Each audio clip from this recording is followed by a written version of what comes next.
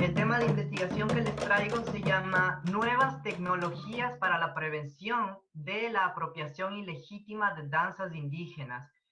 Agárrense de ese tema porque de alguna forma ya los tres componentes principales que vamos a discutir hoy ya están ahí y esto un poco encapsula algunas de las ideas, algunos de los conceptos que he estado pensando desde el año pasado.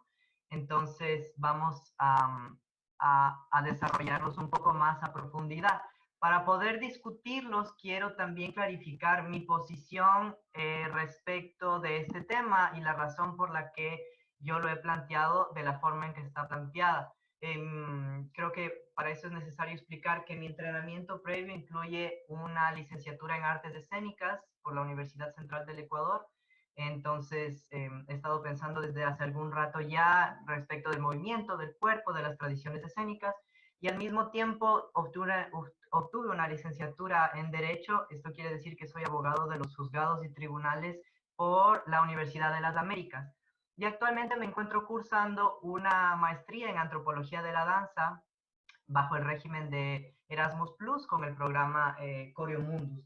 Entonces, como ustedes se dan cuenta, les he planteado de manera visual estos tres componentes otra vez que están presentes, como mencionaba al inicio: el derecho, la perspectiva jurídica, la mirada sobre las artes escénicas y las consideraciones antropológicas de la danza de los grupos de los pueblos y nacionalidades indígenas. Esto nos da como resultado un proyecto de investigación interdisciplinario que es el que hoy vamos a estar, del que hoy vamos a estar hablando. Para hacer una especie de itinerario que creo que puede ser útil para clarificar de qué forma se va a desarrollar, primero les cuento que voy a hablar del estatus legal de las creaciones escénicas de los pueblos indígenas en el contexto internacional, tanto institucional como normativo, de manera somera, porque no voy a profundizar tampoco demasiado en eso. Ni siquiera a los abogados nos gusta ir tan taxativamente a los textos legales. La segunda parte es las nuevas tecnologías. Vamos a hablar de las nuevas tecnologías para el reconocimiento del movimiento humano, que son las que aprendí en el Instituto Ritmo, como explicaba María, en la Universidad de Oslo. Y a partir de estos dos componentes vamos a arribar a la descripción de la protección y la salvaguardia usando estas tecnologías nuevas del reconocimiento y del análisis del movimiento humano, pero bajo consideraciones antropológicas. Ese un poco es el menú, ese es un poco el itinerario que vamos a estar cursando. Y para comenzar, me parece muy útil y también interesante hablar de algunos casos que ya se han dado respecto de esta apropiación ilegítima de las danzas de los pueblos y nacionalidades indígenas. Les voy a pedir que los tomemos a estos ejemplos como antecedente casuístico, pero al mismo tiempo que intuyamos en ellos una especie de patrón repetitivo que se está dando entre las personas que participan de estos casos y la situación en cómo han devenido, porque eso nos va a dar las claves de por qué he planteado este tema de investigación y bajo qué forma. Entonces, primero vamos a hablar de algunos de los íconos de la danza moderna, como se los conoce. Este, Vamos a hablar de casos de apropiación de danzas en el contexto de la danza moderna. Luego vamos a abordar ejemplos más contemporáneos también y finalmente un ejemplo que incorpora el uso de la tecnología, que es finalmente lo que me llevó a plantear el tema de investigación de la forma en que lo he planteado. Antes de comenzar, un punto de orden importante, les quiero plantear una pregunta hacia ustedes y es: ¿cómo les resuena o qué les parece si yo les digo la expresión futurismo indígena? ¿Cómo resuena o qué piensan? No necesariamente me tienen que responder ahora mismo, pero pueden anotarlo y lo discutimos luego, porque me da la impresión que estos dos conceptos normalmente no se juntan. Tendemos a pensar en el futuro, en la modernidad, de formas en las que no se empatan con lo indígena. Lo indígena siempre es tradicional, lo indígena siempre es histórico, lo indígena siempre es del pasado, pero difícilmente se considera un futuro indígena o los indígenas como sujetos y creadores de un futuro. Esa es la pregunta que les tenía y que un poco puede sostenerse mientras revisamos estos ejemplos que les tengo preparados. Este ejemplo es muy interesante, muy importante. Anya Holm, una figura paradigmática de la danza moderna, ella pasó a la historia porque es la primera persona en obtener el derecho de copyright respecto de una composición coreográfica. ella se valió de un recurso tecnológico asistida por Anne Hutchinson y adjuntó a la aplicación de la solicitud de copyright una descripción de la notación de la coreografía que ella había compuesto. Pasó a la historia por ser la primera persona que obtuvo este tipo de reconocimiento, como se explica aquí en el New York Times, que le han hecho una publicación. Pero para contrastar eso, les tengo esta cita que explica un poco cómo, de dónde vino o de dónde surgieron los movimientos de esta composición coreográfica. Como mínimo es irónico que una artista moderna blanca haga historia por haber ganado protección de copyright y por tanto elevando la figura del coreógrafo como tal, usando una técnica composicional acogida por largo tiempo por parte de los artistas afroamericanos, cuyos resultados expresivos han sido descartados como repetitivos o tradicionales en lugar de experimentales o innovadores. Esto es trascendental porque ella trabajó con un sinnúmero de artistas y bailarines afrodescendientes que venían con la carga del Charleston, con la carga del Black Bottom, que son danzas que se crearon en los campos de algodón y que una vez que entraron en el contexto de creación escénica liderado por Anya Hall, fueron reconocidos eh, como su creación, como su innovación. Entonces, creo que eso nos va a dar las pautas para lo que viene. Un ejemplo importante, una referencia importante es que Anya estudió con Mary Winkman, que también es un ícono de la danza moderna alemana, pero quien también tuvo una influencia que no siempre es resaltada respecto de cómo las danzas japonesas del teatro no, la danza Butó influenció, como se puede ver un poco en la imagen quizás, el tipo de movimientos, el tipo de estética que ella fue construyendo. Otro ejemplo, Ruth Saint Denis, también dentro de las 4 madres de la danza moderna, como se les reconoce en Estados Unidos, se puede ver, uno diría, ¿eso es danza moderna? A mí me confunde un poco porque se ve lo que hoy entenderíamos como danzas indias, pero nuevamente ejemplifica esta fuerte influencia de las danzas tradicionales en lo que hoy consideramos moderno, una vez más para tal vez dilucidar o un poco desentrañar por qué ponemos en cajones completamente opuestos algo que probablemente tiene más conexiones de las que podemos enterarnos o nos hemos enterado hasta ahora. Ahora voy a continuar con el caso de Louis Fuller, que se hizo muy famosa por esta danza que incorpora grandes telares. Ella buscó protección del derecho, se acercó a tratar de obtener un copyright respecto de la danza que ella hacía, porque vio que otras personas empezaban a performarla de la misma manera, empezaban a escenificarla de la misma manera. Ella se molesta porque hubieron estos intentos de robo, de plagio, de apropiación, pero falla en reconocer que ella también fue fuertemente influenciada de tradiciones indígenas de otras localidades como de la India, como se puede ver un poco aquí en las imágenes que he añadido. Entonces, ella tuvo la pretensión de monopolizar la coreografía, pero no lo logró como si se logró en el ejemplo que les dije al inicio, que fue el histórico, ¿no? Ahora vamos con Martha Graham, también ella, ella creo que es un ejemplo importante porque tuvo un extenso litigio que no sé si escucharon ustedes, pero fue muy famoso el tema de quién posee las danzas de Martha Graham, quiénes son los dueños de sus danzas, porque una vez que ella falleció se identificó que ella era trabajadora de la escuela Martha Graham y por ende todas las composiciones que ella hizo se las atribuía al Instituto Martha Graham como una empresa y no a ella como individuo. Lo que a mí me interesa resaltar es que si bien la controversia que se dio es entre la escuela Martha Graham y Martha Graham como individuo, en ningún momento se habló de quién hizo los movimientos que estaban realmente inspirados fuertemente en tradiciones nativoamericanas, como se explica en la cita y en la imagen se ve explícitamente. Incluso el nombre de una de las coreografías de Martha en la que participó Martha Graham, Xochitl, y también Misterios Primitivos, que fue uno de las danzas que se buscaron proteger y que de hecho se protegieron, pero esto ya más adelante. Vamos con los ejemplos contemporáneos. Una de las hakas, como se conocen las coreografías australianas o de las comunidades indígenas del continente australiano, que es una y otra vez reiteradamente apropiado por el equipo nacional de rugby, que esto ha generado mucho malestar entre las comunidades tradicionales. no solo por este tipo de apropiación, este caso de apropiación que se ha dado, pero también porque Fiat, la corporación italiana que fabrica automóviles, también usó esta coreografía, esta jaca, sin autorización previa, sin consultar y obviamente sin retribuir nada de los réditos que le provocó hacer un comercial incluyendo esta coreografía.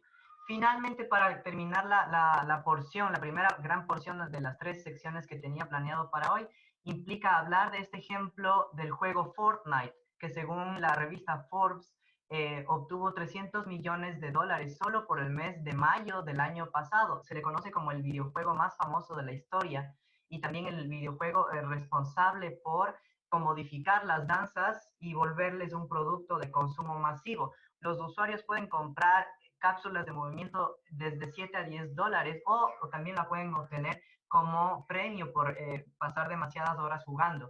Como se ve aquí en la imagen, esta es una danza tradicional de Europa del Este y se ha incluido en este juego. Hay 4 casos de demandas de personas que se adjudican la creación de los movimientos que se incluyen en este juego que han sido colocados sin autorización, sin recompensa, sin ninguna adjudicación de su autoría. Entonces, lo que yo pensé, este ejemplo es importante porque este es el caso que detona en mí el interés por descubrir si es que la nueva tecnología se está usando para apropiar ilegítimamente las danzas, necesitamos usar la misma tecnología para protegerlas, sobre todo en la era de la información en la que nos encontramos. Pasada la primera porción, entramos a la segunda de esta presentación. Nos damos un respiro todos. Espero no estar hablando demasiado rápido. Entonces, hemos hablado de los casos de apropiación de las coreografías de las danzas de los pueblos indígenas. Este es el objeto de estudio, las danzas indígenas. ¿Qué son las danzas indígenas?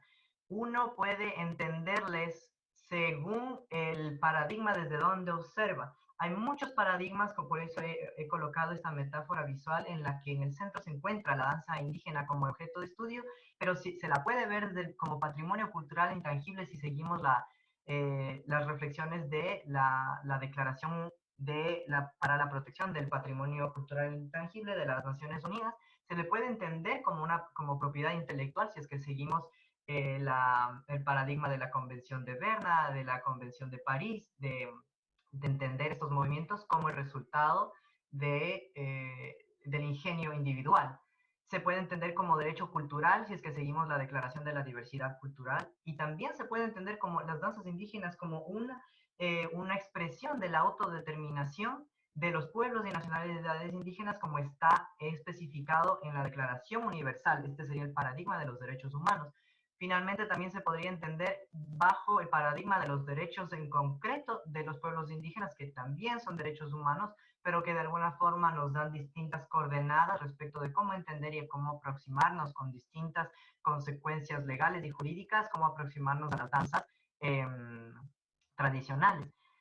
Entonces, hemos hablado de los distintos enfoques para ver a la danza tradicional. Tendríamos que hablar quiénes son los que producen la danza tradicional, los pueblos indígenas. ¿Qué son los pueblos indígenas? Según el convenio 169, famoso convenio 169 de la Organización Internacional del Trabajo, se figura que a los pueblos tribales en países independientes cuyas condiciones sociales, culturales y económicas les distingan de otros sectores de la colectividad nacional y que estén regidos total o parcialmente por sus propias costumbres o tradiciones, a ellos se les considerará como pueblos o nacionalidades indígenas, aunque no es una definición exhaustiva.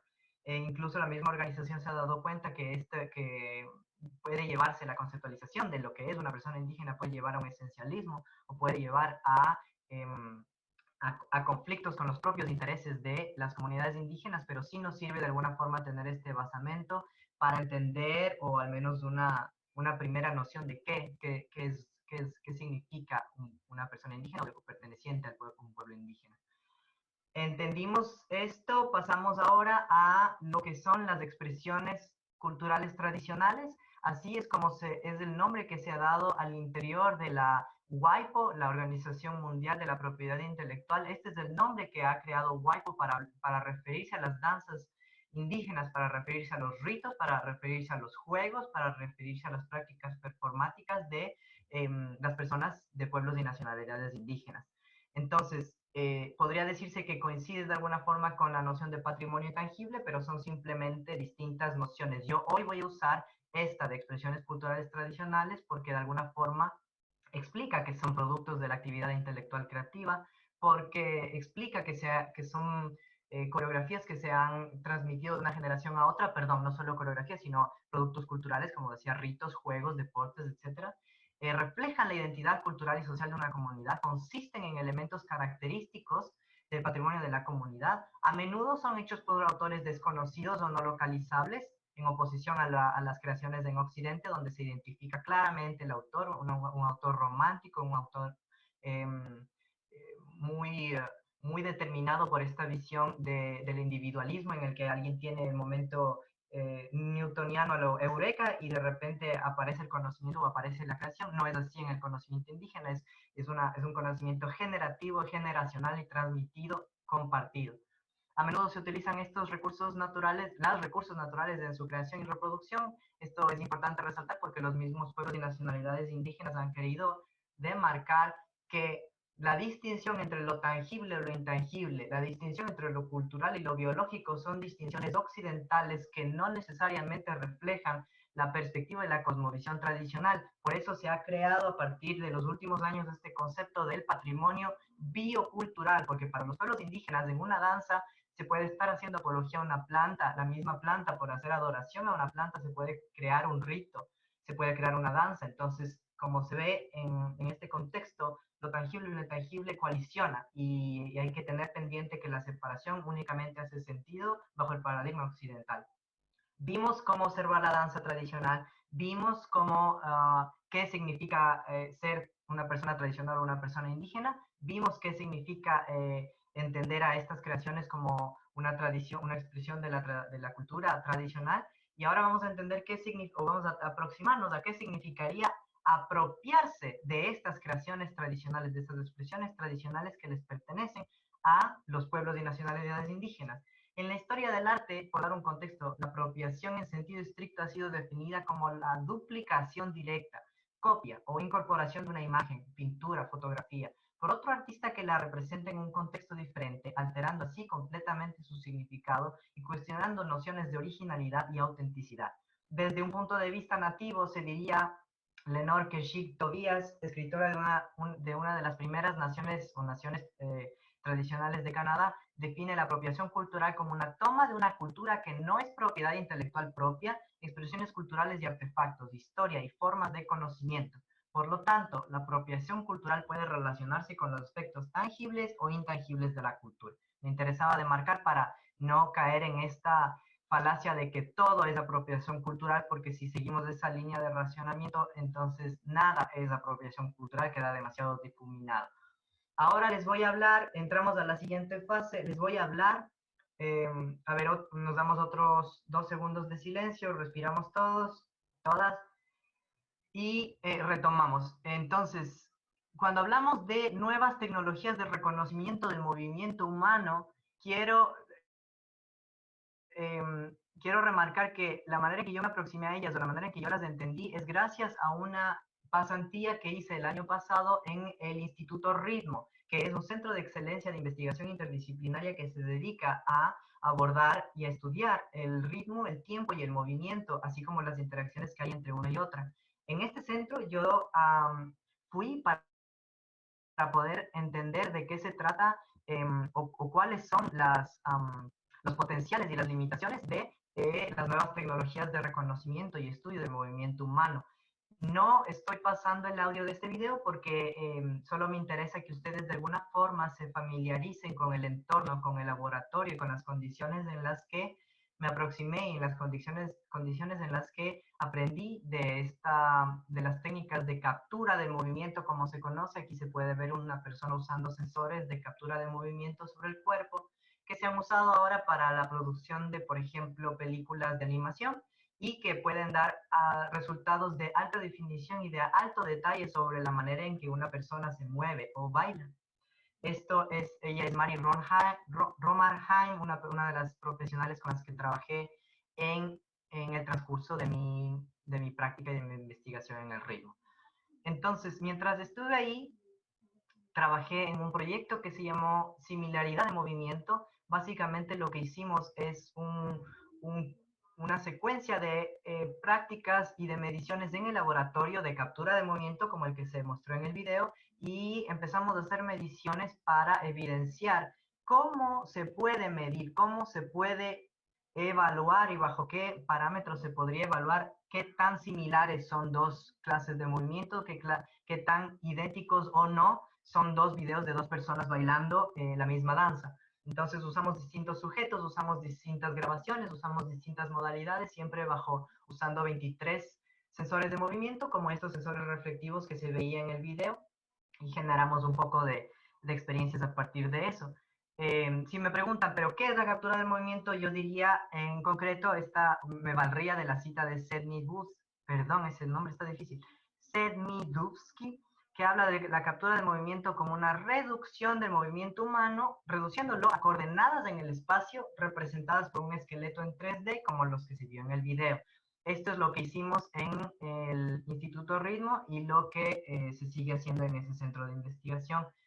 Me interesa remarcar que yo estoy proponiendo el uso de esta tecnología para crear repositorios, para crear documentación, estudio y análisis de las danzas indígenas, pero hay que considerar que el componente de qué tan asequible es este tipo de tecnologías, considerando que los pueblos indígenas al interior de los estados-naciones tienen estatus bastante desprivilegiados respecto de otros sectores de la población. Entonces me gustaría plantear que hay al menos 3 niveles diferentes en cuanto a la utilización de esta tecnología de captura de movimiento. Hay un nivel completamente inasequible, que es el ejemplificado por la marca Qualisys, es la marca del laboratorio de captura de movimiento que se tiene en este instituto, como el que les mostré en el ritmo. Se tiene también en otras instituciones como la Universidad de Trondheim, pero hay 5 universidades en el mundo que tienen este equipamiento porque cuesta $10,000 aproximadamente, así que es irreal pensar que las comunidades indígenas van a poder aprovecharse de esto.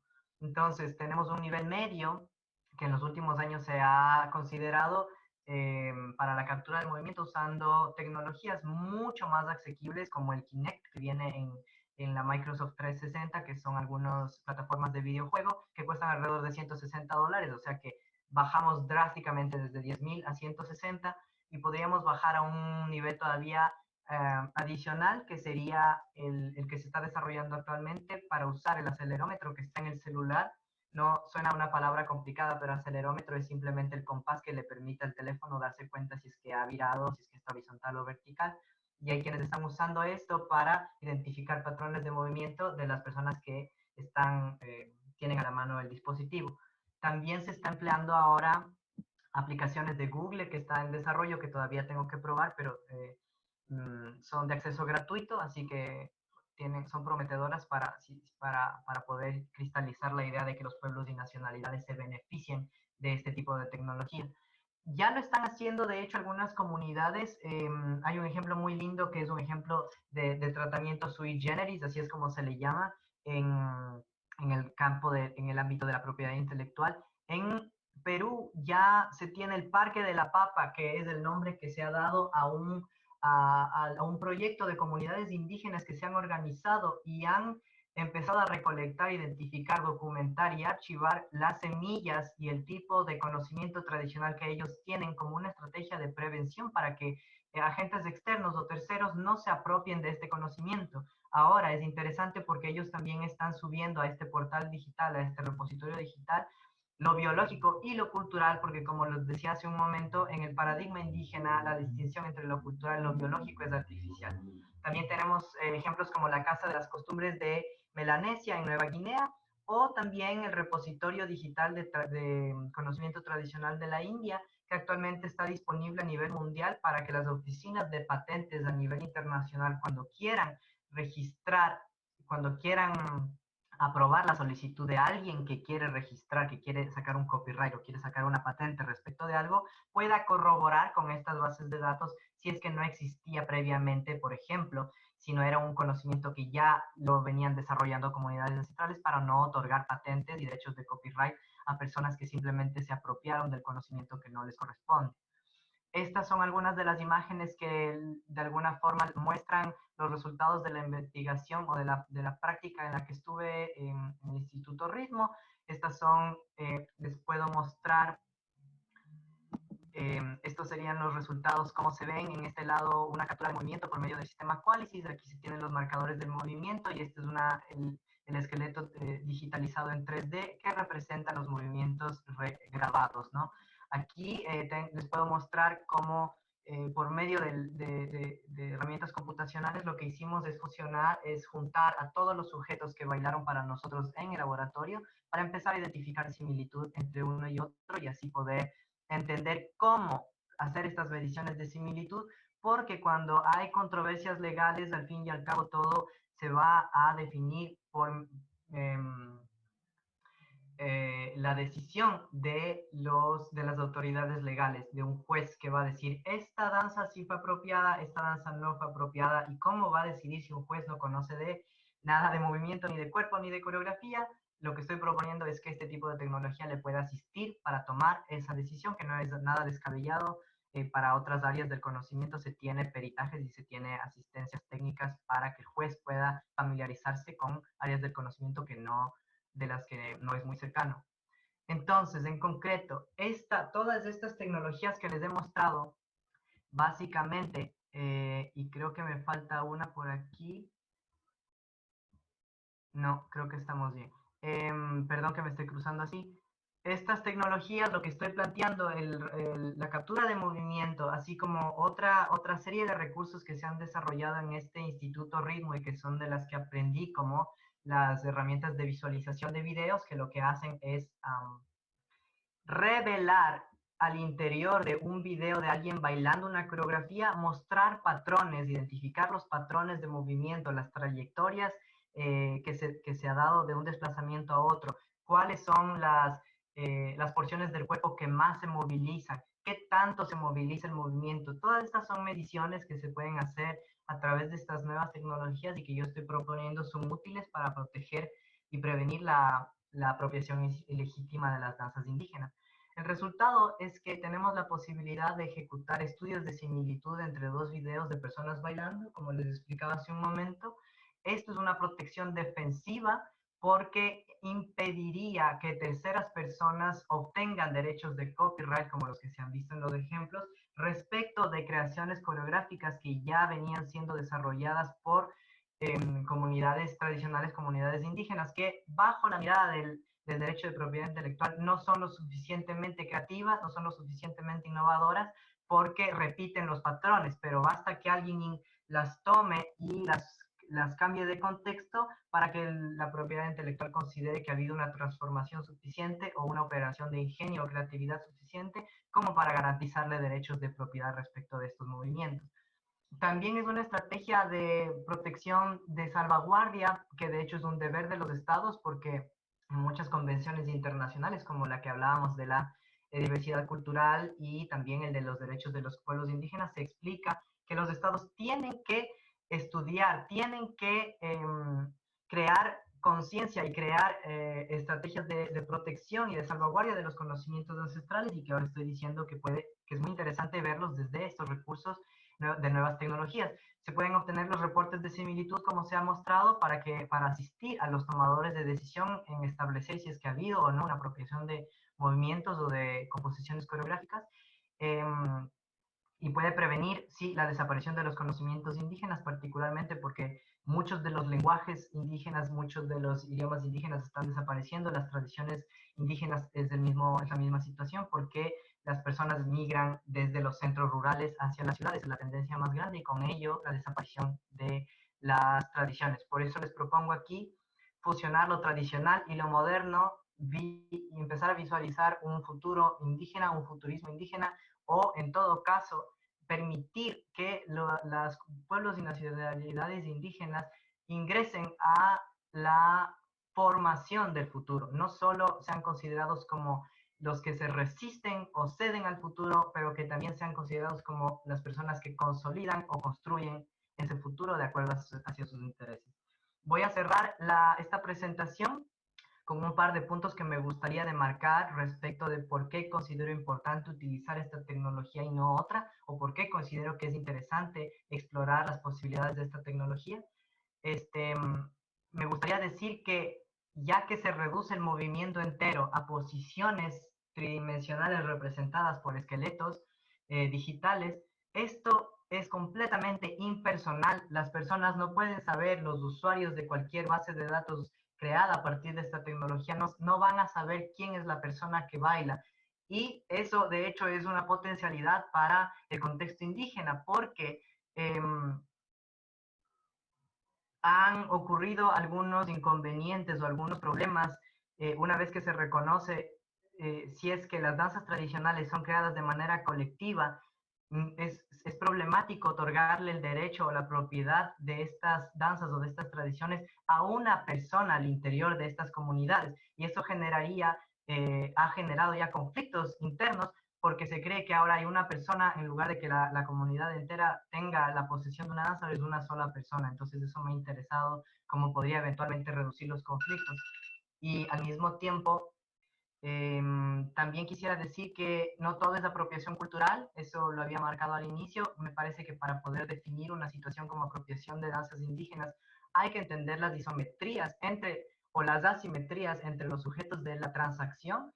Se tendría que considerar si hay ánimo de lucro o no. O sea que si es que mi amiga me está enseñando una danza de la India porque ella quiere que yo baile con ella, no es una apropiación cultural. Hay que considerar el ánimo de lucro que puede o no estar detrás de este tipo de transacciones y también considerar si es que la propiedad es derivada de una inequidad respecto del acceso a la tecnología o a recursos informáticos. Si es que los pueblos y nacionalidades indígenas no se les está dando los derechos sobre sus danzas, es precisamente porque la propiedad intelectual pide como tres reconocimientos básicos y clave, es que sea la creación que estás presentando para ser protegida sea creativa o innovadora, tenga un autor individual que se le puede identificar para que pueda firmar la aplicación y que esté fijada o plasmada en un soporte técnico, en un soporte escrito. Esto pone en gran desventaja a las comunidades indígenas que no tienen acceso a muchos de los recursos que se tienen en otros sectores de la población y por eso algo que he tratado de atravesar en mi investigación es si es que esta tecnología es útil, cómo hacemos que las personas indígenas se apropien de ellas y cómo hacemos que las personas indígenas puedan usarlas para su beneficio. Esa sería la conclusión de mi presentación. Cerramos de esta forma la primera parte de la conversación. Creo que vamos a pasar ahora a una sección de preguntas y respuestas y estoy abierto para poder discutir o ampliar cualquier duda que quieran conversar conmigo. Te quería felicitar, Jorge. Me encantó tu presentación y me encanta saber que alguien está trabajando en esto. Ojalá que vuelvas para hacer cosas chéveres acá en Ecuador. Verás, creo que brevemente mencionaste algo, pero tengo una pregunta que me interesa un montón en general, pero también específicamente por el trabajo que vengo desarrollando acá. Te quería preguntar, este tema de la apropiación, como tú debes saber, es un poco complejo porque ahora hay tantas definiciones de apropiación que, como tú mismo advertiste, de repente todo es apropiación, por lo tanto, nada es apropiación, es un tema complejo. Mi pregunta concreta es, si hablamos de movimientos, en este caso generados por un grupo de personas, no, casi nunca por una persona, puede definirse como apropiación si es que las nuevas generaciones, en muchos casos desconectadas culturalmente de las generaciones anteriores, descontextualizan el movimiento, siendo parte del mismo grupo de personas. Es muy interesante tu pregunta porque creo que de alguna forma ejemplifica cómo la creación o da pie a identificar a la creación como parte de un continuum colectivo en el que las personas participan de manera intergeneracional. Y de hecho tu pregunta rompe un poco el paradigma occidental bajo el que está creado la propiedad intelectual, en donde los autores son únicos, en donde las creaciones vienen del ingenio y la innovación individualizada. Entonces, desde mi perspectiva, lo que tú estás diciendo es más bien una extrapolación, una continuación y una ampliación de los conocimientos y no necesariamente una apropiación cultural de la danza. Como decía en los últimos puntos de mi diapositiva, me ha interesado también pensar en bajo qué condiciones se está haciendo esa presunta apropiación, bajo qué intereses económicos o no se lo está haciendo y también cuáles son las asimetrías de poder entre los que toman el movimiento y los que lo crearon. Entonces, creo que aplicando ese pequeño test al ejemplo que tú pones, no se enmarcaría desde mi perspectiva como una apropiación cultural. Muchas gracias por la pregunta, muy Gracias, interesante. Jorge. Yo tengo como unos comentarios, más que una pregunta, sobre todo de la primera parte, de la cual yo, yo creo que tengo algo de conocimiento, pero quizás Michael Snow, de las personas que estamos aquí, me parece que es el que puede tener como más profundidad al respecto de la parte histórica de la danza moderna americana. Y yo particularmente estoy en desacuerdo totalmente con dos de los casos que tú estás comentando, o sea, así, de manera frontal, ¿no? Porque en primera, pareciera que estás haciendo creer a la gente que Martha Graham está haciendo apropiación cultural con la obra Xochitl, de la cual a lo mejor estoy equivocándome, Michael me puede, porque Michael es especialista con el trabajo de Martha, y Xochitl no está hecho por Martha Graham, sino por su maestro. Y pareciera que lo que tú estás diciendo es que Martha Graham está haciendo apropiación cultural porque ella construyó esa obra, pero esa obra no es de ella. Es eso en primer punto, ¿no? Y en el segundo punto, en la cuestión de Kiss Me Kate, porque como sabes, tengo aquí a Ann al lado, o sea, me paré y le fui y le pregunté, porque pues ella no solamente anotó Kiss Me Kate, sino que bailó Kiss Me Kate y además remontó Kiss Me Kate en Londres. Y ya le pregunté, oye, o sea, ¿cómo está esto de la afrodescendencia, si lo quisieras llamar, al respecto, ¿no? Y porque dice ahí que una coreógrafa blanca, ¿no? O sea, yo creo que también mi comentario va acerca de que a veces como investigadores y como latinos y un poco como viniendo de este lugar no privilegiado, a veces creo que tenemos una responsabilidad muy importante acerca de cómo llamar o de cómo nombrar y no hacer parecer que solo el hecho de ser blanco y de ser un coreógrafo, que ni siquiera ella es americana, parece como la mala de la novela, ¿no? Yo estoy también en total desacuerdo acerca de esta como referencia a que si ella hubiera hecho apropiación cultural en esa coreografía de Kiss Me Kate. ¿Y por qué? Porque la conozco. ¿Por qué? Porque he estado ayudando a Anne en la transcripción de la partitura que ella hizo original y me ha tocado estar imprimiendo y me ha tocado estar viéndola, ¿no? O sea, hablo como con conocimiento de causa acerca de eso. Pero la otra parte, yo sí te felicito y me parece muy interesante, pero me parece sobre todo interesante porque es similar a la visión que las personas que hacen notación tenemos, ¿no? O sea, finalmente pareciera que la notación ha estado peleada con motion capture y con las tecnologías, a diferencia de un proyecto en el que acabo de trabajar con Kendra Steputat, en la que justo estamos cruzando la notación y motion capture y tratar de encontrar y de ver. Y creo que una cosa que sería muy interesante porque de decir es que la tecnología, independientemente de que pareciera que hace el trabajo, no, o sea, no, que siempre hay también la mano humana allí, ¿no? O sea, ¿por qué? Porque nosotros somos los que escogemos y decidimos dónde vamos a poner los cursores o los punteros o como tú quieras llamarle. Y entonces eso implica que el blanco, como tú le llamabas, o no sé, la persona con conocimiento privilegiada, que es la que puede trabajar con la tecnología, decide dónde se va a enfocar, ¿no? ¿Cuál es la parte que se va a mover? Y eso lleva como a decir que entonces los patrones de movimiento, hasta cierto punto, pueden ser similares, ¿no? Y por eso encontramos también algunas danzas, o particularmente lo he visto y lo he vivido, que de repente estoy bailando danza húngara y se me hace súper similar a lo que yo hice toda mi vida en mi casa y bailé con mi abuela y bailé con mi tía y mi mamá. O sea, el patrón de movimiento puede ser muy similar. La discusión estaría, ¿cómo es que cómo es posible que yo me robe el patrón de Beatriz de movimiento, ¿no? De alguna danza o de lo que sea, pero estamos emparentados, ¿no? O sea, o hasta dónde, ¿no? Es que los patrones de movimiento pueden diferenciarse entre unos y otros. Gracias, Raimundo, por la pregunta. Daría un pequeño comentario al respecto. Creo que estoy de acuerdo contigo. No se trata de satanizar a ninguna coreógrafa o a ningún creador que haya trabajado, creando danzas. Al contrario, lo que estoy tratando de hacer es revelar o mostrar el patrón que ha existido como dentro de este continuum intercultural de creación en los que nos afectamos los unos de los otros. La propiedad ha recaído siempre sobre un grupo particular que no es coincidente. Cuando hablamos de sujeto blanco, ese no es una expresión mía, como se veía en la diapositiva, está citado de Anthea Kraut, quien está tratando de identificar o reconocer el aporte de los sujetos afroamericanos a la composición de Kiss Me Kate. Entonces tampoco es una apreciación mía, sino como se veía ahí, quería aclarar también que en la diapositiva de Martha Graham estaba explicada que la coreografía ella solo bailó en esa coreografía, tienes toda la razón, y en la misma diapositiva estaba explicado quién era el autor de la composición entera. Finalmente diría que también concuerdo en que nosotros somos quienes controlamos esa tecnología y somos nosotros quienes escogemos los parámetros bajo los cuales vamos a hacer las mediciones.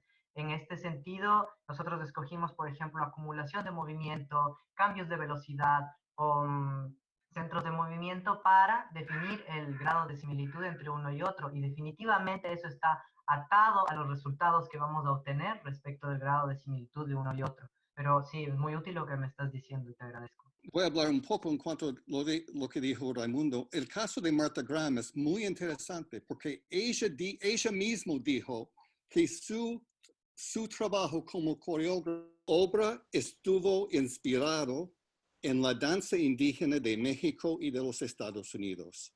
Era una mentira. No estudió las danzas, sino quiso tomar la idea del modernismo, que el primitivo era lo más auténtico, y quiso tomar esa idea de que ella estuvo empapada del primitivismo de esas danzas en su propia obra. He escrito un artículo sobre eso. Si alguien quiere mandar un email, está en inglés. Por favor, pero yo puedo compartirlo. Eso abarca un problema mucho más grande, porque Ruth St. Dennis, por ejemplo, por lo increíble que parece, viajó a India para danzar las danzas de India que ella había inventado. No tenían nada que ver con lo auténtico de India. Pero al ver una mujer blanca danzando vestida de India en los teatros de primera de la India, se popularizó de nuevo las danzas. Es un problema, digamos, multidisciplinario, porque si una mujer blanca puede ir a India y repopularizar porque es blanca, es un problema no tan directo a estas cosas. Pero quiero proponer algo que compartí antes con Ray. Un caso de mi país. Hay una danza indígena, danza de los anillos. Es propio de los Sioux, de la gente del centro del país, un tribu del centro del país. Mediante lo que se llama los powwows, que son reuniones de varios tribus, se ha popularizado esta danza como signo de lo indígena entre los mismos indígenas. Y se baila, y siempre se ha bailado desde el principio como competencia. Y ahora otros tribus lo bailan en competencia en los powwows. Tengo un video fascinante de un chico que baila este danza de anillos. No es Sioux, es de un tribu del nordeste del Pacífico. Él hizo su video en el sureste, en el campo de los navajos, tampoco de su tribu, con una banda sonoro tipo rock, beatbox, que tampoco tiene, pero con voces indígenas, completamente fuera de la tradición. Así, el video que se realizó es fascinante, impresionante, pero ¿qué tenemos? Una gente indígena bailando algo indígena que no es suyo en un traje que no es propio de la danza, en un sitio que no es propio de la danza, pero también lo localiza dentro de la contemporaneidad. Disculpe mi español. Hay problemas muy complejos que hay que ver en esta cuestión de apropiaciones. Sí, muchas gracias, Carl. Quisiera dar un corto comentario respecto de eso. Estoy de acuerdo que no se trata, también topando una de las preocupaciones de Raimundo, no se trata de entrar en un empiricismo, en un empirismo, de decir ese paso es exactamente el paso que tengo yo en mi coreografía y por eso concluyo que hay una apropiación cultural. Es un tema interdisciplinario, interseccional, que tiene que identificar toda la serie de transacciones, incluso simbólicas, que se dan en este tipo de situaciones. Porque el hecho de que Martha Graham no haya sido cercana a la disciplina de las danzas nativas, eso no quita la intención de acercarse al valor simbólico, de acercarse a los movimientos, de acercarse y de adscribir su disciplina como cercana a las danzas indígenas para posicionarla, para decir que tiene un valor espiritual, para decir que tiene un valor más profundo, para decir que tiene un valor más auténtico. Entonces, si bien en el eje de los movimientos un análisis podría concluir que no hay repetición de movimientos, en muchos otros ejes hay una voluntad de extraer un algo de esas comunidades indígenas para posicionar la creación propia. Y en ese sentido me parece importante no perder de vista la asimetría de una coreógrafa maravillosa, seminal para la danza moderna, que al mismo tiempo fue auspiciada por el Departamento de Estado de los Estados Unidos durante el periodo de la Guerra Fría para llevar la modernidad a los países, y en la otra cara de la moneda, una comunidad indígena que no está recibiendo ni la atribución, ni retribución, ni ningún tipo de financiamiento por ese tipo de transacciones. Creo que no hay que perder de vista, pero genial. Muchísimas gracias, Carl, por lo que me estás contando. Voy a hacer un comentario un poquito de 2 o 3 cositas. Primero, me parece que está bueno, cuando hablas de apropiación, como ser bastante, que está bueno como potenciar en dónde está como la intención de apropiación o de generar una toma del valor cultural de otra comunidad, y cuando hay un intento de resignificación del trabajo. Creo que es bastante claro con Akram Khan y el Kathak en India. Creo que es una buena manera de poder ver la diferencia entre resignificación y apropiación. Después hay una cosa que lo que hacen ese estudio es un estudio cinesiológico, del cual tengo bastante idea porque trabajé bastante con ese tipo de estudios a lo que me dedico. Y ese estudio cinesiológico lo que llevaría es a un análisis totalmente de una identidad donde reduciríamos de cierta forma la danza a la forma. Y en ese pensar de la danza a la forma, lo que estamos haciendo es generar una identidad de lo que sería algo que para mí, desde el punto de vista hegeliano, no llega a ser suficiente, porque solo nos estaríamos abocando a las propiedades de algo que tiene un carácter humano. Me parecería que sería insuficiente pensar que una danza se puede medir desde un punto de vista cinesiológico cuando estamos hablando de apropiación. Y por el otro lado, me gustaría como poder hacer esas diferencias entre de identidad, como para mí lo humano tiene que ver con una posición identitaria en cuanto a sus prácticas y a lo que significa como cuerpo, que es una narrativa a través de la historia, para poder hablar de lo que es algo identitario o que genera una apropiación sobre otra práctica hecha por un cuerpo. Un poco eso. Me gustó, pero me generaban esas cosas como bastante ruido. Bueno, es un temón el que te has mandado, Jorge, y es un tema súper picante, y eso es lo divertido, ¿no? Por eso genera tantas reacciones súper frontales. Creo que empezaría por decirte que me gustaría conversar contigo después, porque hay varias cosas sobre las que se puede hablar y seguro es el feeling de muchos aquí. Pero ahorita yo estoy muy interesado en pensar la ingeniería como epistemología, es decir, como una forma de conocimiento en sí, ¿no?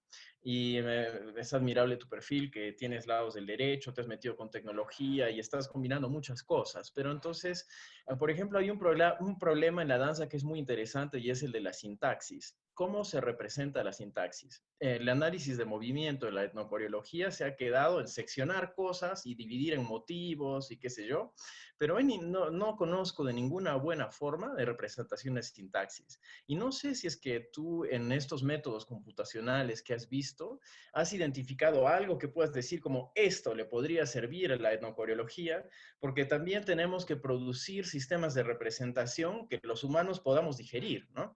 Y la cosa es que el mocap te va a decir, mira, esto es igual a esto y tienes esta estadística de diferencia y es como, ¿y yo qué entiendo por eso, no?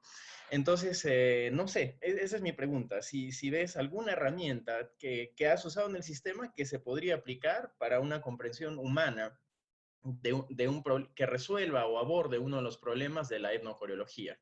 Estoy poniendo el ejemplo de la sintaxis.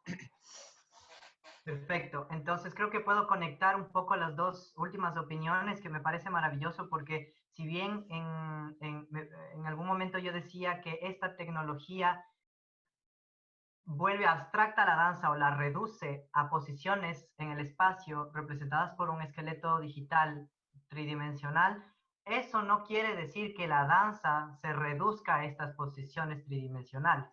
Entonces, esta tecnología nos permite analizarla bajo esos términos, pero me parece maravilloso que Guillermo nos decía que le hace ruido que eso sea la danza, porque efectivamente la danza opera en muchos otros niveles más allá del movimiento mismo. Entonces, en ese sentido, yo estaría comulgando con la opinión. En esta ocasión yo traería el término de lo multimodal como una manera para acercarse. Una de las modalidades a las que yo me referí en mi presentación fue lo cinético, los movimientos, pero está la carga simbólica, está la carga social, está la carga política, y muchas otras que podemos ir sumando para el análisis que se vuelve complementario. Ahora, en cuanto a la sintaxis de los movimientos, me parece útil, por ejemplo, algunas herramientas como calcular la acumulación total del movimiento a partir de medir cuál fue la totalidad de la dinamización de uno de los receptores de movimiento, de uno de los marcadores que se ha puesto en el cuerpo. Entonces, a partir de eso, puedes generar, por ejemplo, gráficas o resultados numéricos que te dicen qué tanto se movió ese cuerpo. Y a partir de ahí puedes hacer abstracciones usando, por ejemplo, el sistema Laban, a decir si es que fueron movimientos directos, indirectos, si es que pues, fue súbito o fue lento, etcétera, usando esas guiadas. Pero lo que me parece interesante es que si bien nosotros somos los que ponemos esos parámetros, te das cuenta que quienes hacen la demarcación o la distinción entre lo que son los movimientos, lo que es la sintaxis de las coreografías y lo que es el estilo, seguimos siendo nosotros. Lo hicieron en el campo, lo hicieron las comunidades cuando bailaron y se vuelve a repetir el mismo fenómeno cuando hacemos las mediciones en el laboratorio, porque somos nosotros los investigadores los que decimos cuáles son las key postures, cuáles van a ser las posiciones claves. Todo lo demás es estilístico. De entre que llegas a posición 1 y que llegas a posición 2, todo lo que pasa en el medio de eso vamos a considerarlo estilístico como medición. Y en ese sentido, retomamos la opinión que decía Raimundo de que está casado, los resultados que obtenemos con esta tecnología están casados con los parámetros que nosotros mismos colocamos, y en tal sentido no ha sido mi interés presentar esta tecnología como la quintesencia de la objetividad, porque todo lo contrario, somos humanos los que estamos operando y tratando de obtener resultados a través de esto, ¿no? Bueno, solo quisiera decir mucha suerte, Jorge, porque precisamente esta investigación que Jorge nos acaba de presentar aquí es lo que está haciendo de investigación de maestría de Coreomundus, y por lo tanto lo va a presentar dentro de algunos meses, semanas quizás, meses. Y pues mucha suerte con tu trabajo y pues felicidades y pues enhorabuena. Muchas gracias por todo. Gracias. Sí, qué placer conversar con ustedes. Espero que algunas de las cosas que he levantado bajo esta discusión se puedan seguir conversando. Estoy muy interesado en escuchar sus opiniones y es que podemos seguir debatiendo, traer más referencias. Me ha encantado mucho este encuentro y cierro deseándoles los mejores deseos para que estén en la semana que viene y nos vemos en 15 días para el otro encuentro de Multilogos. Que tengan un